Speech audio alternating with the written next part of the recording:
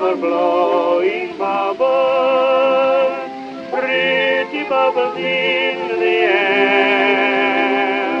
So many supporters had headed off into the evening thinking it was going to finish 0-0. Ian Abrahams, of course, West Ham fan through and through. You don't mind me saying that, Ian, do you? But again, it always begs the question, Ian, why do fans not wait until the very, very, very last kick of the ball?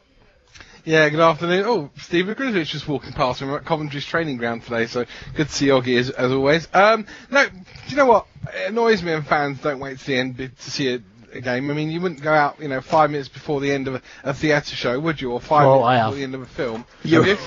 Les Mis have slept most of it and then left as soon as possible. said to the missus, I'll meet you outside, I need some air. I had 2 bottles of wine beforehand, but anyway. Yeah. But in general, you wouldn't do that, would you? You wouldn't go to a theatre or a play or the opera or the cinema. Isn't it? Yeah. And yet they did. I mean, so many fans. And Ian, what a bumper crowd. I mean, 60,000. Sorry, about 50. But 57,000, I think, were inside the London Stadium. That's good. I mean, Danny, that's a great Premier League attendance, isn't it? Well, it's I think it's fantastic. It's exactly what they wanted. But what was the atmosphere like, Moose? I know it was a dull game. Swansea have a habit of being able to nullify teams. They did it to Tottenham, didn't they?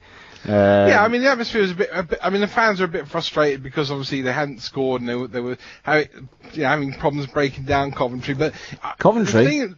Sorry, I'm at Coventry at Swansea. The problem is that London Stadium, and it's largely a geographical thing. Correct. Is that if you don't leave early, then you're having to wait almost half an hour, 45 minutes to get back to the tube at Stratford and queuing up to get into the tube at Stratford to get home again. So it almost adds another hour to your journey. So I have got a little bit of a degree of sympathy with fans. I mean, it's the same at Arsenal. If you come out of Arsenal... I don't, Ian. No way. No. Got to stay to the end. Moose, here's a question for you. Leave. It is a question for you in the context of West Ham specifically, right? So the ownership at West Ham isn't that popular. We know that the fans aren't particularly happy with going over to the London Stadium.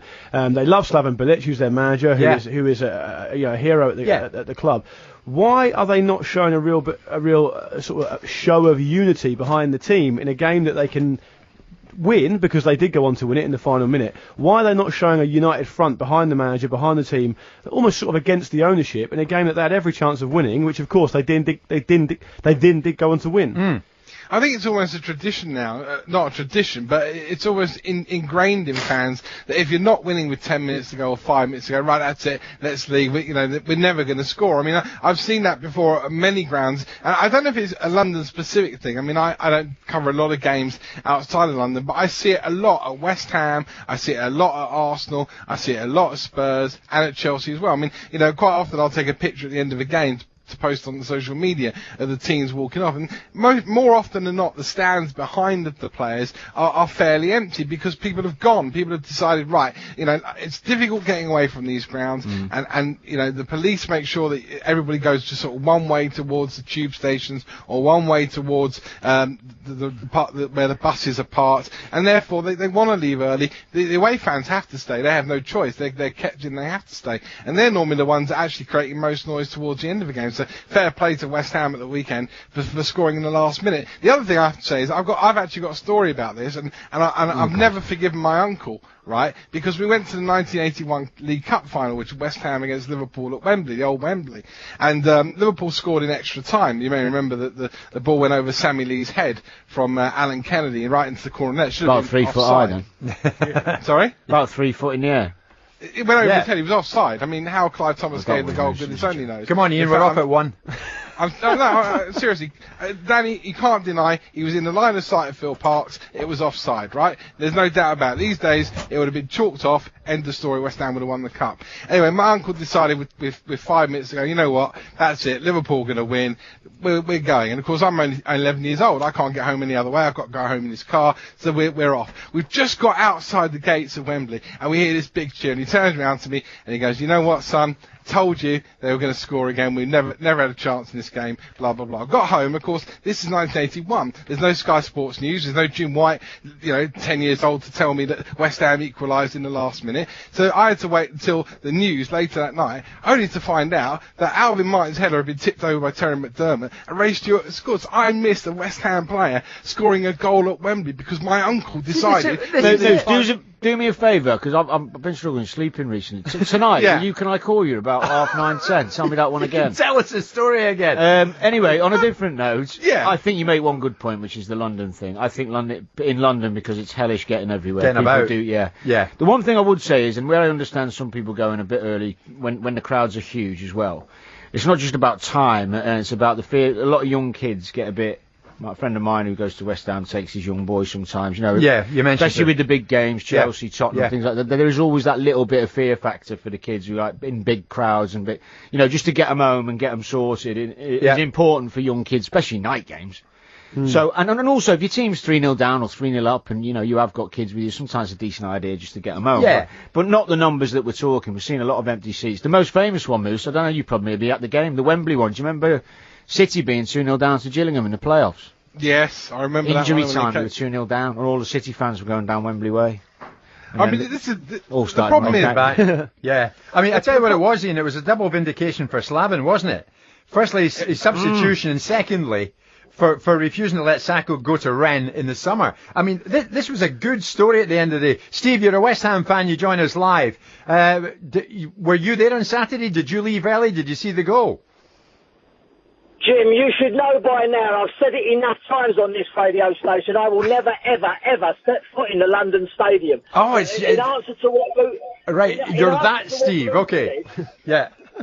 In answer to what Luke said about why these people walking out, the people that are walking out are not the West Ham fans. They're the extra Johnny-come-latelys that we've got, the extra 20,000 that have suddenly turned up to a football game. So you don't want more West Ham fans then? You don't think more people should support West Ham? Is that what you're saying?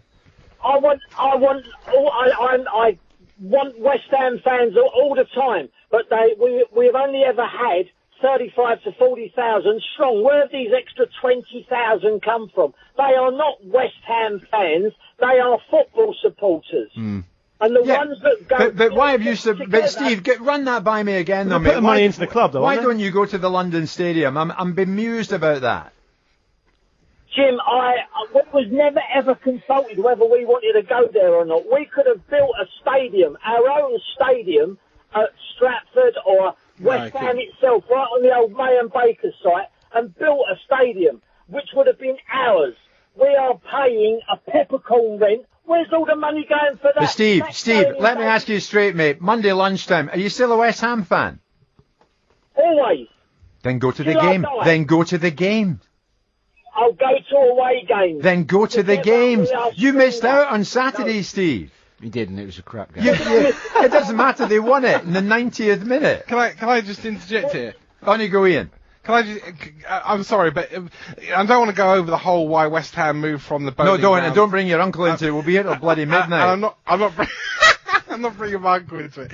But to a certain extent, the caller is right. There are a lot of what I would call tourist supporters that go because they want to see a game in London what's wrong Stadium. with that? But I've got no problem with that. Actually, because you said they're putting money into West Ham United Football Club. The one thing I would say is this is the second season now West Ham are there, and the atmosphere has been much better this year. The club have listened to what the supporters were angry about last year. There are more banners around the stadium from fans that bring in their banners around about their heroes from the past and about the club. There's been a lot more singing, a lot more atmosphere inside the stadium, and actually I think that gentleman should go to a game at the London Stadium because, definitely, as you rightly say, you can't be a proper West Ham fan if you're going, I'm not going to any home games. I think you're right. Ian, everyone's got different opinions, but I would say, do you know what? Why is it a big deal anyway? The only people who care about people leaving early are other fans. Yeah, true. Managers and players don't care. True. I don't care when I was playing. No, because if it's 0-0 and you pay to go and watch the game, and you miss a goal, winning goal. It's the whole point you go in the first place. Oh, I agree. But Joe, Steve's still there, right? Steve, finish on a positive note, mate. Go to the London Stadium with me. Do you want to go to a game with me, mate? Is that he's inviting you. Steve, I'm inviting you. Leave Joe, the caller's through in the desk there. Leave your mobile number. I'm going to call you up. You're going to come to a game with me. You up for it? I'm up for it. Go on then. Good man. Good man. All right, we'll do that. I'll take Steve to a match. What a thrill for Steve. On the stadium move thing, I know we don't want to get into the whole sort of admin behind it and stuff, but the bowling ground held about 35,000 and can get a ticket to actually go and watch it. Let me just tell you, Luke, did I leave Nick Cave on Saturday early? No, I didn't. You stayed to the end. Did I queue up to get the train? Yeah, I did. What were we saying, guys? Jim, hang on a minute. Well, yeah, hang on. Sorry, a geezer called Steve rings up, right? Yeah. Hasn't been to London Stadium. Straight away, oh, Steve, mate, come along as my game. Come to a game with me, mate. Steve, I'll show you around. I'll introduce you. What about me? I've known you. You've done this show for nearly 2 years. I've known you 2 years. I've done everything. I made you tea. I made you coffee when I was on the No problem. desk. Where's my invite? Hang on a minute. Where is my invite? Moose, the reason you don't have an invite is because he's known you 2 years. Ian, you can come, but don't bring your uncle. Stay with us. Forever blowing bubbles, pretty bubbles in the air. They fly so high, nearly reach the sky. Then, like my dreams, they fade.